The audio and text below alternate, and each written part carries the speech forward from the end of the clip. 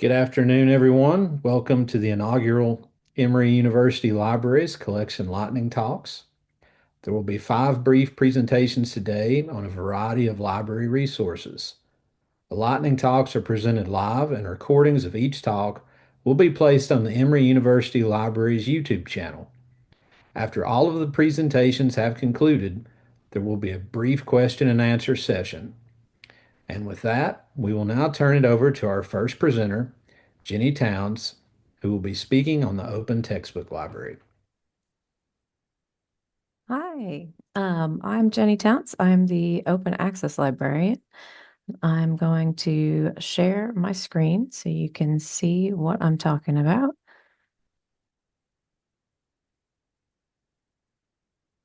All right, hopefully you should be seeing the Open Textbook Library here. And I will put the link to that in the chat if you are interested in, in following along. From this main page here, we can see that there are 3 points of entry into this library. We have search the library right here, browse subjects, and also browse subjects under this big orange button as well. You can also see that there's a total number of textbooks right here. They do update this frequently. Currently, we can see that they now offer 1,787 open textbooks. We can also see that it's kind of nice. They do show whatever brand new books there are available in the collection, as well as what's coming soon.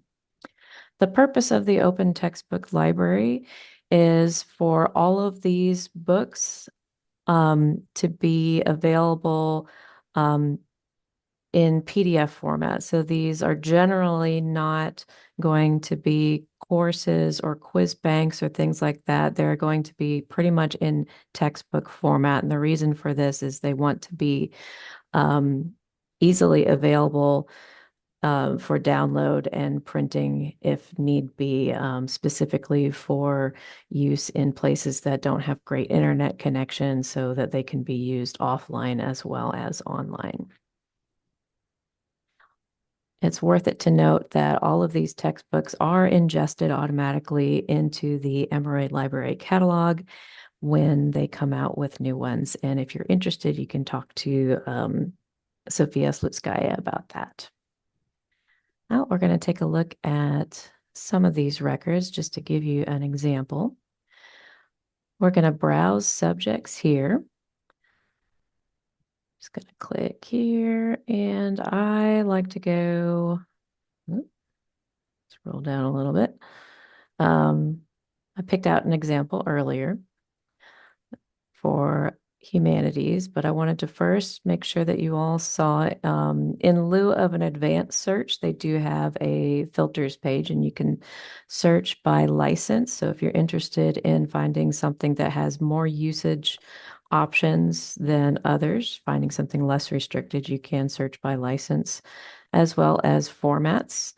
Something interesting here, if you're searching for something in hard copy, what that means is if you're searching for something that has a link directly to a buy now, usually that's going to be something that's available print on demand by Amazon or something like that that is affordable. Just click on that hard copy format there. Okay. The example that I wanted to show you is Writing for Success. So here is an example record. I wanted to point out what you can see here in one record. They're almost always going to have a table of contents, a little bit of about the book. It's usually an abstract or something to that nature. You can see we have, I scroll up a little bit here, the conditions of use. Here are those restrictions that I spoke about before. So if you're recommending something to a faculty member and they want to know what, what's the copyright protections on this, here are the conditions of use right here. And here are the formats available. I'm going to go ahead and click online, and it's going to, when you click online, some of them also have an ebook option. It's going to take you to where that online edition lives. This one in particular lives at LibreText. And you can see you can download it from here. There's the full PDF. You can buy the print copy as well. I'm going to go back here. Scroll down a little bit. A nice thing about the open textbook library is that these are also reviewed. This one's great. It has a ton of different reviews. I'm not going to scroll through all of them, but I just wanted to let you know that the open textbook library is well, they're not peer reviewed, but they do have reviews that people can go in and look at a textbook and review it at any time. And I go back here. I wanted to show you what the search function looks like, and then we will be done. Search the library. Okay. Again, there's no option for an advanced search, but the search is fairly robust. We're gonna click on this one here. The last thing I want to show you, if I click on ebook, you can see the previous one only had online, but again, we're going to go to where the ebook lives. This one happens to be Pressbooks rather than LibreText. When we click on download, we have things that you would expect to see, EPUB, digital PDF, etc. This one also has common cartridge, which I learned yesterday is something that you can download and upload directly into Canvas, which makes it extremely easy for faculty to add the entire book to their Canvas course. And that is pretty much how the open textbook library works. There's definitely more to it, but it's very easy and user-friendly. And if you have any questions, I'm happy to listen.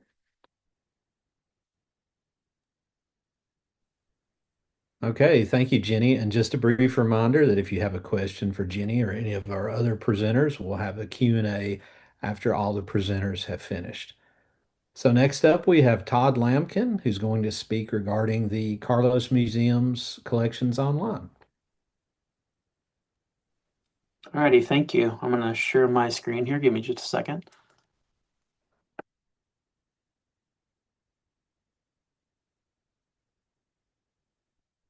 Oh, let's try that again. All right, how's that working? All right. Well, so I'll start out by saying that at the Carlos, we love to remind everyone who will listen that the museum's collection is a teaching resource, just like books in a library. But since we only exhibit about 5% of our collection at any given time, and since we can really only provide limited access to our secure storage areas, and since those storage areas aren't arranged taxonomically anyway, physically browsing our collection isn't really much of an much of an option. You can't shelf browse at the museum in the way that you can in a library. And we recognize this is a weakness. But we have found technology to come to our rescue. And so many of you will be familiar with Carlos Collections Online. It's our online collection search tool, which allows you to interact with 25 plus thousand pieces in the collection. But we have recently added a new function that combines the benefits of a keyword or a tag search with the benefits of a hierarchical controlled vocabulary. And when you put those two together, I'd suggest that we've essentially created a virtual shelf browsing tool, which we've never really been able to do. So before I run through the demo here, just important to point out that this has largely been a student staff project. It's been ongoing for the past few years, and about half of the collection has gotten tagging at this point. And this obviously has skewed heavily toward the interests of our student fellows, which happen to be ancient art specialists. So you'll see a lot more representation in the ancient Mediterranean collections. But good news, I've got two students working on the project now, and one of them is working on the prints and drawings collection, and the other one is working on the Asia and Oceanic collection. So more to come on those soon. All right, so let's do the demo here. Click to the Art and Architecture Thesaurus. So for those who are not already familiar with it, this is the Getty Art and Architecture Thesaurus. It is a controlled vocabulary for describing art objects, craft, and the built environment. But importantly for this case, the AAT is hierarchical with its parent-child relationships between terms and also with sibling relationships between terms. Um, and then they also offer alternate terms alongside the preferred terms, if you will. And our database, which the back of house database, the museum system, has a license connection to the AAT, which allows sort of linked data style tagging and maintaining those connections as the hierarchy in the AAT evolves and gets edited over time. All right, so let's go to our website. Um, and um, so let's talk about how this actually works in process practice. Whoop, spin the window. It is closest to what would be like a faceted search in a library search tool. Let's go through a couple of examples of how it might work. Let's say I'm a student doing a research on the myth of Peleus and Thetis. So how about I just come in here to the main search bar and I type Peleus. Nope. Let's try that again. There we go. So, okay, a couple of pieces come up with a search of Peleus. So what this was a text search for titles of the collection. So this is an object whose title includes Peleus. That's why it popped up. So if I open this record up, so here's this band cups record. And it's really hard to see at this scale, but take my word for it. Here's Peleus and Thetis running from one another. What happens if I scroll down here, and these are the tag terms that I was talking about before. What happens if I scroll down here and click on the link for band cup? So this is a band cup, but let's say I want to see other band cups in the collection. So if I hit this, now I've got a page that's come up. This is the definition of band cup as taken from the Art and Architecture Thesaurus. And here is a list, a sampling of a few objects, but you'll see here there are actually 34 objects in the collection that include that tag band cup. And then the hierarchical display over here actually tells you where within the Art and Architecture Thesaurus this term sits. And so if I scroll down far enough, here they are right here. So band cup is a type of kylix by decoration, which itself is a type of kylix, which itself is a vessel for consuming food, etc. And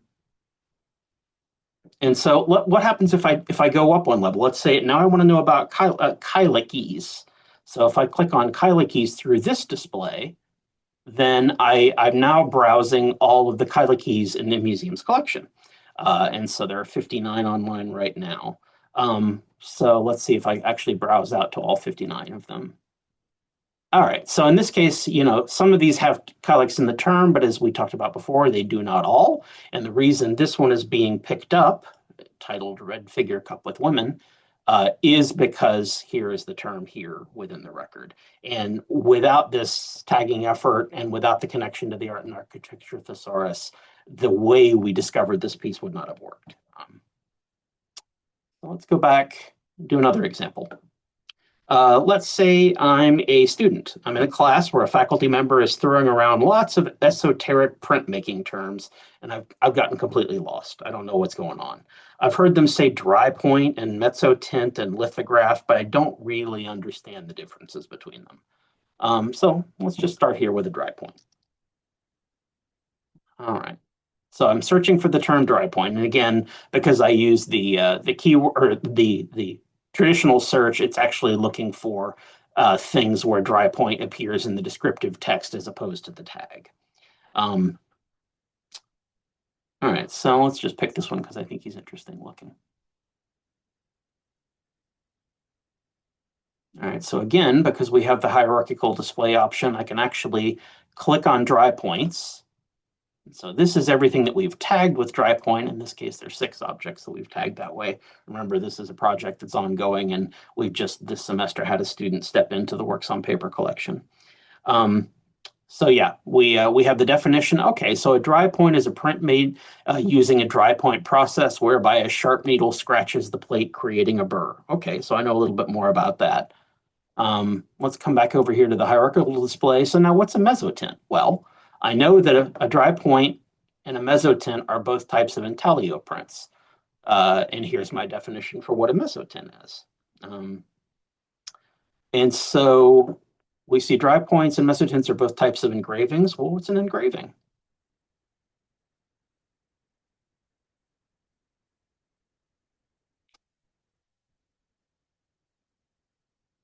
And an engraving is an intaglio print. And of course, every time we make these jumps, we're getting more and more objects available to us. All right. Well, so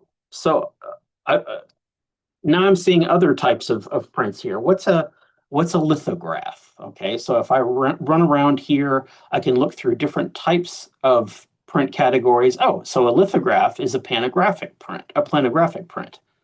So here's all the lithographs in the collection. And so that is essentially how the tool works. Our thought is that it's just a deeper browsing tool, a way to get farther into the collection if you've got some time and want to do some exploration and don't just want to ping it with searches for terms that might be in the title. One more thing I wanted to point out, just very quickly, for those who are not familiar with our site, is that that we have more than 1,000 artists cataloged in the collection. And if you take any of the individual artist page links, you can see a summary of all of the pieces in our collection by that artist. And you also get biographical information about the artist. And then also, just to point out, so that you can share with others, there are records for more than 100 past exhibitions from the museum in our past exhibitions page. These contain, if you open them up individually, these contain installation photographs. And in this case, this one actually also has a PDF for the text panel for the exhibition. And then in this case, because this is our most recent past exhibition that's actually now at the Oxford Library, this contains pieces that have become part of the collection. And so if I click the works on in the collection tab, now I get actually a browsing window for pieces that were in this exhibit and that are now part of our exhibition. And that's about all I have to share with you today. So I'll go ahead and stop the share. Thank you, Todd. At this time, we'll turn it over to our next presenter, Chris Palazzolo, who's going to be speaking regarding PressReader. All right. Good afternoon, everyone. Thanks, Jeff. So, for those of you who've been here for a little while at Emory University Libraries, we know we used to have this database called PressReader, but it used to be called Press Display, and we recently resubscribed to this after several years of not, as part of our attempt to diversify our newspaper holdings and access to international and national news. So just very briefly, PressReader is a tool for current and contemporary access to newspapers and magazines. It's a very popular database in public libraries, as well as in academic libraries. And the emphasis is on current. Most of the content that you're going to find in PressReader is over the last 3 to 4 months, although it can vary depending on the relationship that PressReader has with the individual publisher or distributor. So this is not a database for doing archival research per se. A lot of the content is replaced by newer content as you go on, and again, is very dependent on the journal newspaper itself. It contains a combination or a variety of levels of reporting. And what I mean by that, in terms of leisure, international political news, social news, etc. So as you can see here in this view, which I'm already logged in as a individual user here, so I can create my own set of publications as opposed to getting everything. There are over 7,000 publications, I believe, at this point. The last time I checked on the press readers glib guide that they produce themselves. But you can see a large variety of things. Here's newspapers, for example. and everything from the Boston Globe to the Guardian to USA Today. And then you'll see here a lot more magazines. And again, that runs the gamut from history magazines here to Men's Health to Good Housekeeping. And it even has some puzzles, which is kind of a new feature that they have just recently added. And then it breaks it down to a good number of categories that they have kind of established themselves. So everything from art, fashion, automotive, and so forth. So this really database is meant for more leisurely reading, but also can be used for research as well, because you can do a lot of searching across it. And for example, see a good example here is if you scroll down to newspapers, you can kind of see, for example, with recent news, how it's being portrayed and how the wording and the discourse is being shaped through different covers. So everything from whatever it takes, Trump says of war, to Trump warns big wave, to chaos and fear, Middle East in flames, and you can see the perspective that they're taking, which is, I'll be honestly, obviously very different depending on their geographic focus or on the audience into which they are reporting. Now, as I mentioned before, you can create your own set of publications. I have four here from kind of my interests. They're from The Guardian, Boston Globe, El País, which is a major Spanish newspaper, and then Le Point, which is a pretty important social and political magazine in France. And these are the most recent, issues of each of these. But let me go into one of these just to kind of show you kind of what you can do once you're in, and what the kind of the value of PressReader is. So here I'm going into Le Point, and you'll see here that I have a list of all the issues that are currently available. And as I mentioned before, this is a rolling wall, so you'll have content fall out and new content appear. You'll have a little bit of information here about the magazine itself, and so forth. Nice thing here is that you can actually listen to the articles, or you can just read it yourself. But if you click on read it right here, I'll show, and this is, you can see that there is a lot of ads at the very beginning, of course, here.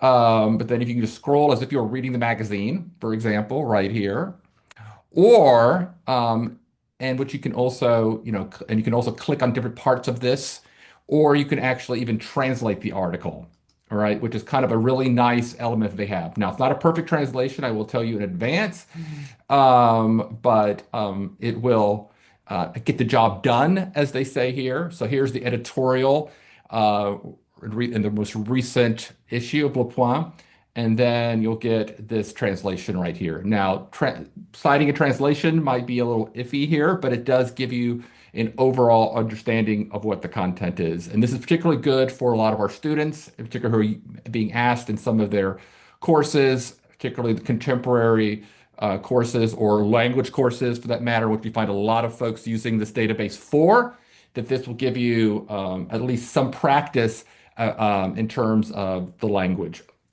So again, a great way to look at it. And I will say most languages that we teach at Emory are represented in this database. And a lot of non-Roman characters. We have Russian newspapers in here, Hebrew papers, etc. And our area studies team, when we were looking at this originally, did do a number of tests and checks to see how good the translation was. And overall, it turns out to be pretty good.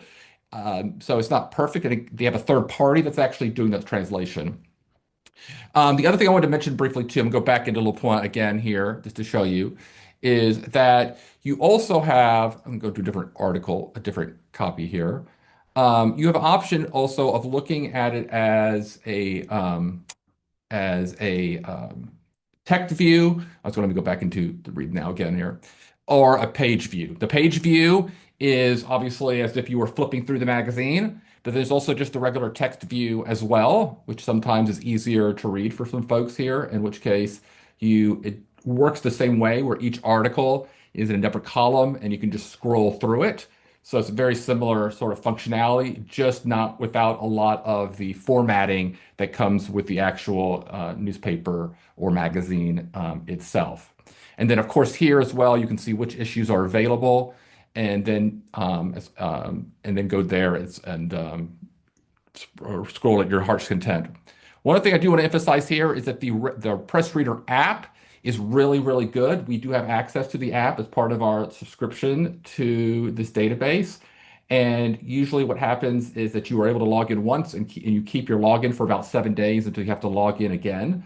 But you should transfer over your my articles, or excuse me, my publications should go from the desktop over to the app. All right. One other thing I want to make mention of real quickly is if you scroll down here, I'm going to go to, you can get a much longer list of all the newspapers that are in here, or magazines in this case here. And if you're really interested in cats, you've got a lot of variations here, modern cat and healthy hens. So there's quite a lot of fun stuff in here. But for more rigorous sort of reading, it's quite effective and so forth. But so all of these are actually in e-journals as well. If you want to look actually what titles, so they are incorporated into our e-journals list. So the coverage may be a little off here and there because again, the coverage is not always the same depending on the publication.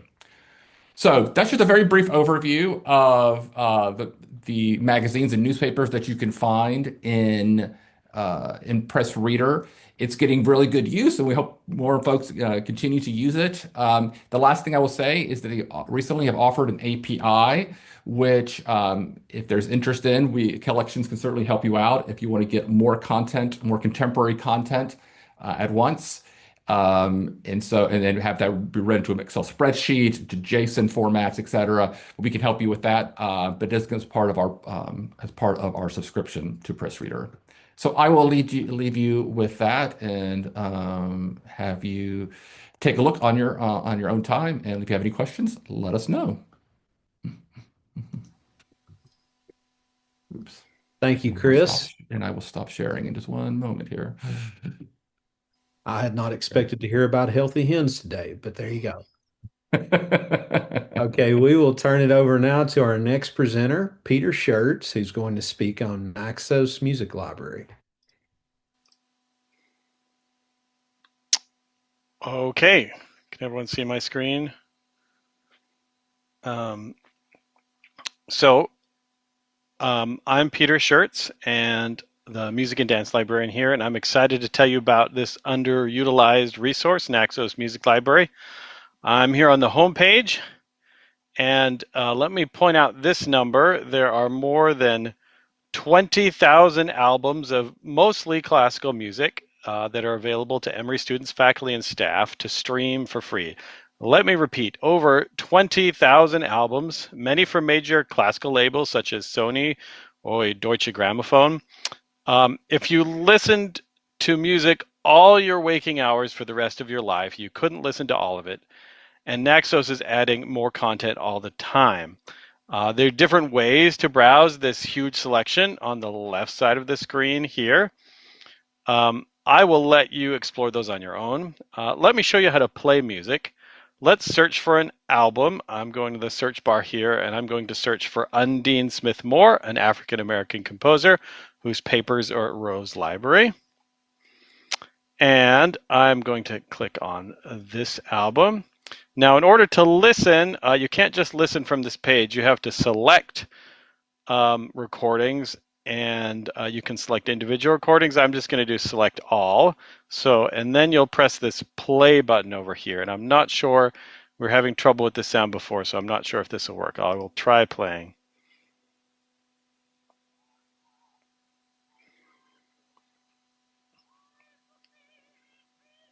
We hearing anything?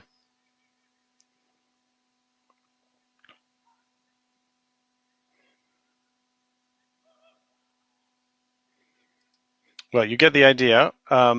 And if you want to get this player or to go back to the search, then you will click this hide player.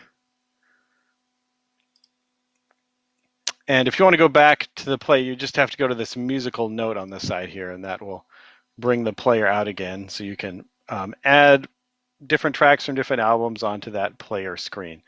I'm not going to spend too long in this interface because I believe they're going to come out with roll out a new interface soon.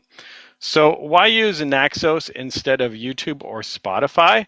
Well, classical music metadata on these free platforms is notoriously bad, and it is difficult on those platforms to find a performance from a particular ensemble or conductor, or even figure out the name of the movement you're listening to. Further, Naxos will also include a booklet which you can tell you more about the music of the recording. Here is where you can find the booklet, right below the album cover here. If it's there, you can download a PDF. And there's more. We are looking at the desktop version, but there is also an app version you can download. And I'm going to go back to the home screen here and click on this banner here that says download the latest app. The one that you are going to use is this student faculty of a subscribing university or educational institution. So click on that and it'll tell you the instructions on how to download the app for iOS or for Android. You will need to create an account and re-sign in at least every 6 months. And before I end, I want to point out that there are other resources in the Naxos family that are available. So I'm going to go here to the Emory databases, and here are a list of Naxos resources. Here you can see Naxos World, which has music from around the world, both popular and folk. Also Naxos Jazz down here, which besides jazz has an increasing amount of indie popular music. There's also Naxos Spoken Word, which has audiobooks, many of which are recordings of public domain books, but there is a sizable number of contemporary books. Each of these databases has its own corresponding app, which allows downloading for offline listening. There's also Naxos Video Library. One final important note, with the exception of Naxos Spoken Word, none of these recordings have records listed in the Emory catalog. You must search the databases themselves to find the recordings. I hope you enjoy listening and tell all your friends about Naxos Music Library. Okay, thank you, Peter, for presenting on that. Our next speaker is going to be Melissa Duber, who is speaking on Web of Science and Scopus. Okay, hi everyone.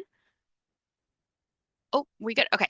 Hello everyone. I am what we like to call in the Health Sciences Center Library an informationist. And I am partly the nursing informationist, partly the research impact informationist. And some of you might not be as familiar with that. So basically, the types of questions I get on a regular basis has to do with quote unquote impact or impactful articles. So I get emails like this all the time. And it's like 10 to 15 most impactful pieces of literature over a 50-year span, right? That's a really, really long time and very difficult to do without some sort of concrete data. So a lot of people, what they do is they go on to Google Scholar, for example, and just kind of see how many citations each article has, and they kind of pick the highest ones and go from there. You can do that in Google Scholar, but it turns out that our databases that we have called Web of Science and Scopus are a little bit more targeted towards academic journal articles and can be really powerful tools to kind of measure either your research impact or the research impact of faculty members. So in general, Google Scholar also has really high citation counts because it's citing a bunch of stuff. It's a lot broader than your traditional academic journal articles, so it might not necessarily be the most accurate citation count. And it also isn't as functional. I'm sure all of us have used Google Scholar. It's not really the best in terms of like filtering. So, but Web of Science and Scopus do have a bunch of filters, which I'll get to in a minute. Also, Google Scholar is not reproducible because it's kind of a black box. It's an algorithm. So a citation, or a search one day might get you 5,000 results, and then the next day might get you 6,000. You don't know why? It's the same search. Whereas Web of Science and Scopus work like traditional search engines where you can use Boolean operators and things like that to make sure you have a super specific search and it's reproducible so you can get the same one every time. It's helpful if you're trying to find all of the citations from a certain researcher and you want to make sure that you got them all. But in general, if you're looking for like trade publications or a lot of people will look for like patient education materials, I do that on Google Scholar. So that's what I'm doing. So in some rare cases, Google Scholar might actually be more effective, but I'm going to talk about Web of Science and Scopus specifically because I think they're super powerful tools. So in general, they both do the same thing. They're just slightly different.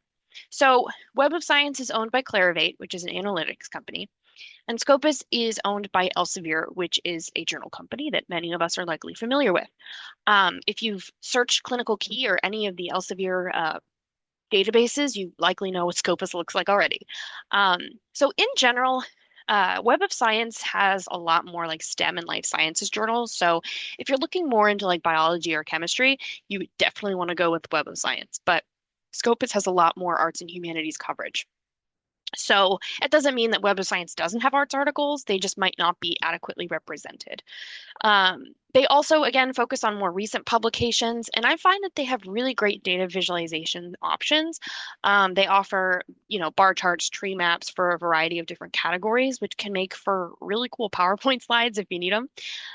Scopus also has more publications. So if you're dealing with work that might be cited by less conventional things, so not necessarily journal articles, Scopus might be the one you want to look at.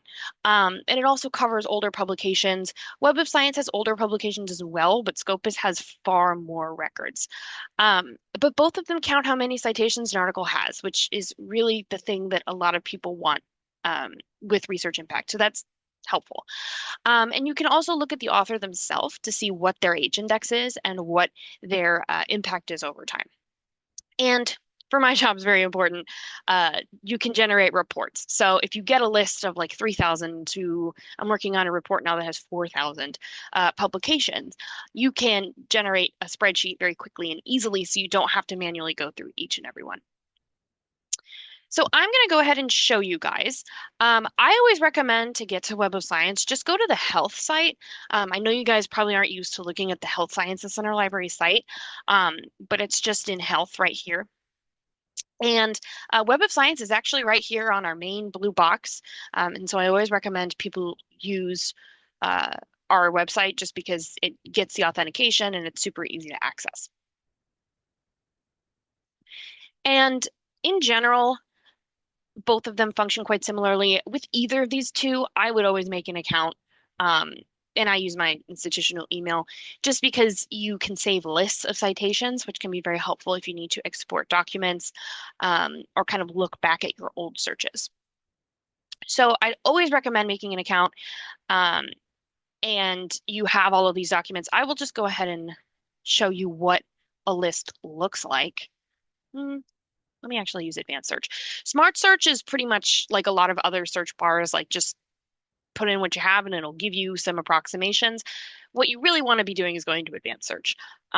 So you can go to researchers and type by researcher, which can be very helpful, or you can look for a specific document itself or a list of what articles have cited the given article that you're looking for. So let's go ahead and do researchers.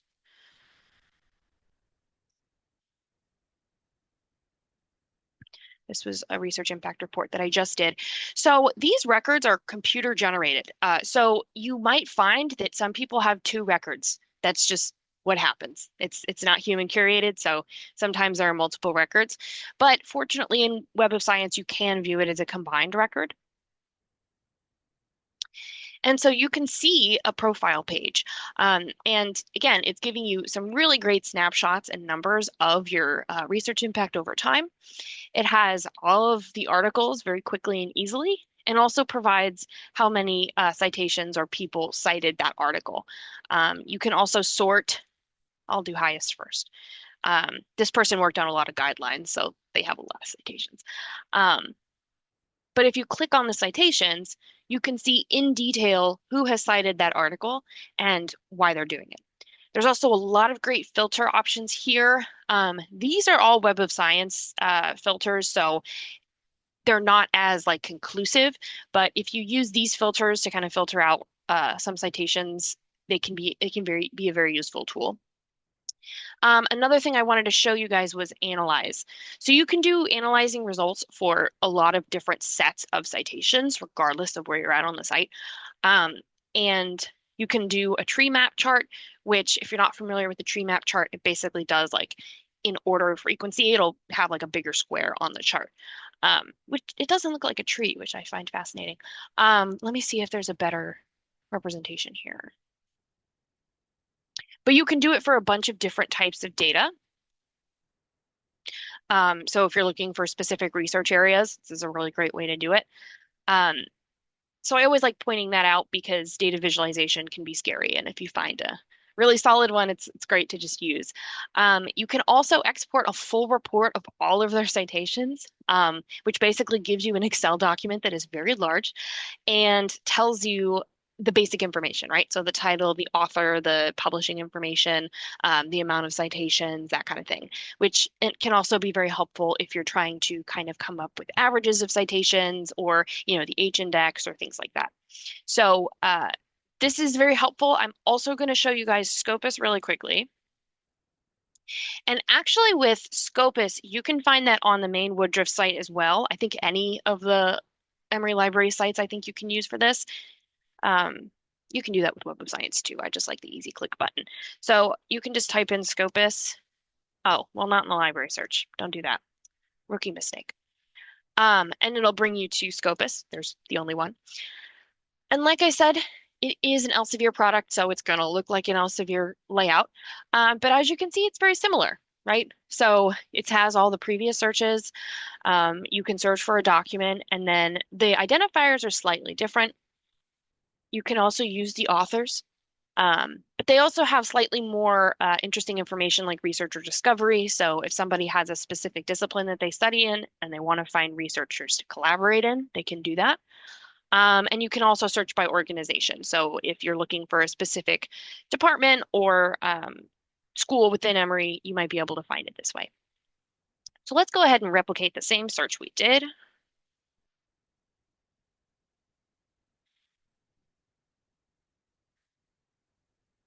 And again, as you can see, there's two people that are the same person. It happens in both of them. I'm not sure why, but uh, I don't believe I always like to look at one in Scopus because it does not look as pretty when you see a combined record. Um, but again, you see your profile, you see the amount of citations that they have. You can go in and see the list just like you can in Web of Science. The coverage is slightly different, but you're essentially doing the same thing. Um, However, in Web of Science, this author has 200 and what was it, 85 citations? Or hold on, let me see. Let's go back. 431 publications. And in Scopus, there's 253. So you can definitely see that there is a preference for Web of Science to kind of have more of those STEM-related articles, especially with meeting abstracts. So if somebody's publishing an abstract in a conference or a meeting or something like that, Web of Science might have it, Scopus might not. The cited by, there's an impact, and there's also just generally more topics too here in Scopus. But I'd highly recommend to play around with both. It's really kind of a preference thing. And if I find that I'm not getting what I want with one, I'll just move to the other. But yeah, this is a really great way to kind of measure either your research impact or, whether you have a faculty member asking you about it and you're like, I have no idea what you're talking about.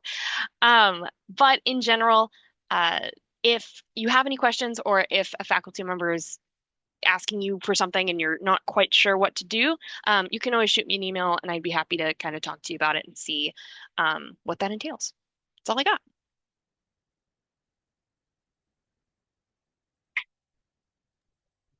Okay, thank you, Melissa, and thank you to our other presenters as well. So we have time now for any questions that we may have for our panelists. We have a couple options for that. If you would like to either put that into the chat or you can raise your hand, I believe, and we can take those questions.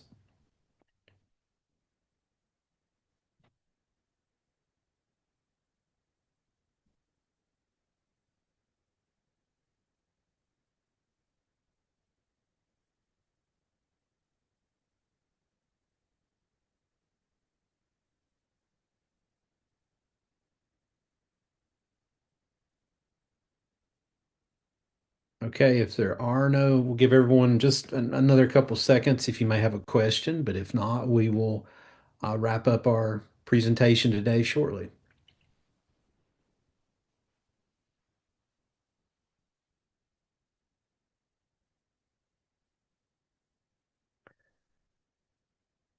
Okay, if there are no questions, that will conclude our inaugural collection lightning talks.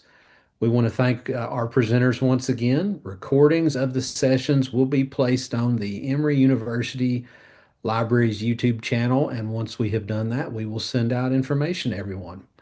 So thank you to our presenters and thank you to our attendees. And with that, we will stop the recording.